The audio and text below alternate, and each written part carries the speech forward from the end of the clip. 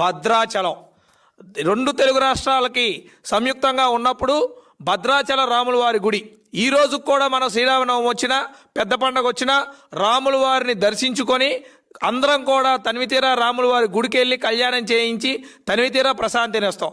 మరి అటువంటి రాముల వారి గుడి దేవస్థానం యొక్క భూములు 1 కాదు 2 కాదు 50 కాదు 100 కాదు 916 ఎకరాలు. ఇది వివరాల్లోకి వెళ్తే గనక మనం చూస్తే పురుషోత్తపట్నం ఎట్టిపాక మండలం అల్లూరు సీతారామరాజు జిల్లాలో పురుషోత్తపట్నం అనే గ్రామం ఉంది. అసలు ఈ గ్రామం ఎలా ఏర్పడిందంటే సోమరాజు పురుషోత్తమ దాస్ అనే ఒక వీర భక్తుడు, శ్రీరామచంద్ర ప్రభువుకి ఒక వీర భక్తుడు 917 ఎకరాల భూమిని సాక్షాత్తు మీరు చూడండి పాస్ పుస్తకాలు శ్రీరామచంద్రుల వారి పేరుతో శ్రీరామచంద్రుల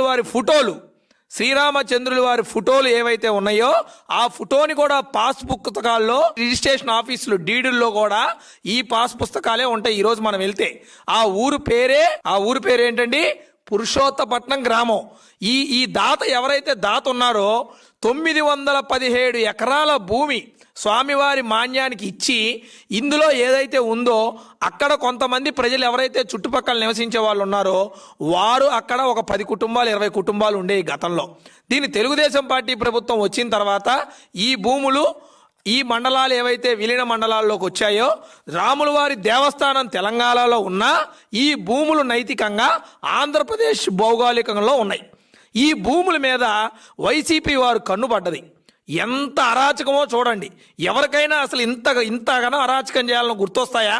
వీరికి గుర్తొచ్చింది ఏంటంటే డైరెక్ట్గా భద్రాచలం దేవస్థానం వారి భూములు మన ఆధీనంలో ఉన్నాయి కాబట్టి మనం ఏం చేసినా చెల్తాయి. మనం ప్రభుత్వాన్ని అడ్డు పెట్టుకొని ఈ భూముల్ని ఎలా కొట్టేయాలి?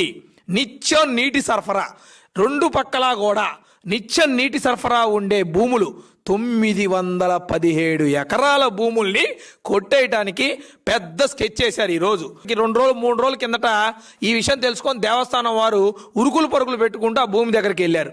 ఏమయ్యా రామువారి ఎప్పుడో గోడలు ఉన్నాయి ఇక్కడ, ఇవన్నీ ఏమైనాయి ఏంటి, అసలు ఈ భూములు ఏంటి, కథ ఏంటి, మీరెవరు అసలు దీనిలోకి రావటానికి అంటే MPTC Ramireddy, YSR Congress party MPTC Ramireddy అనే వ్యక్తి వాళ్ళ జనాలతో ప్రొక్లైన్లు పెట్టి ట్రాక్టర్లు పెట్టి భూమిని దున్నటం మొదలుపెట్టాడు.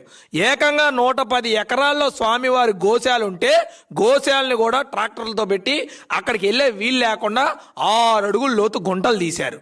అంటే రామాలయం సిబ్బంది ఎవరిని అడుగు పెట్టనీయకుండా చేశారు. ఈ విషయం తెలిసి అక్కడ ఉన్న రెవెన్యూ డిపార్ట్మెంట్ వారికి, అక్కడ ఉన్న పోలీస్ డిపార్ట్మెంట్ వారికి, కలెక్టర్కి తక్షణమే ఇన్ఫార్మ్ చేశారు. అయినా ఎటువంటి చర్యలు లేవు.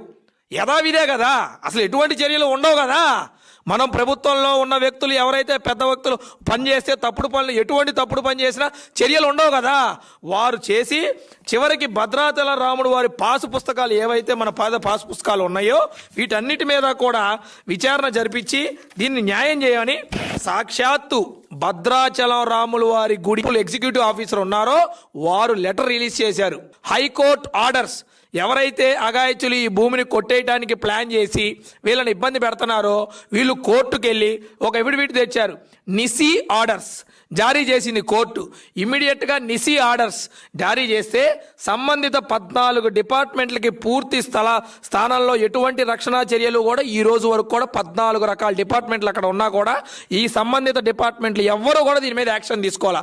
రెవెన్యూ వారు కానివ్వండి, రిజిస్ట్రేషన్ ఆఫీస్ వారు కానివ్వండి, పోలీస్ వారు కానివ్వండి, ఎండోమెంట్ వారి కానివ్వండి, ఎన్ని అంటే సాక్షాత్తు శ్రీరామచంద్ర ప్రభువుల వారి భూమిని కూడా మీరు వదలట్లేదంటే ఈరోజు ఎంత విచిత్రంగా ఉంది జగన్మోహన్ రెడ్డి గారు.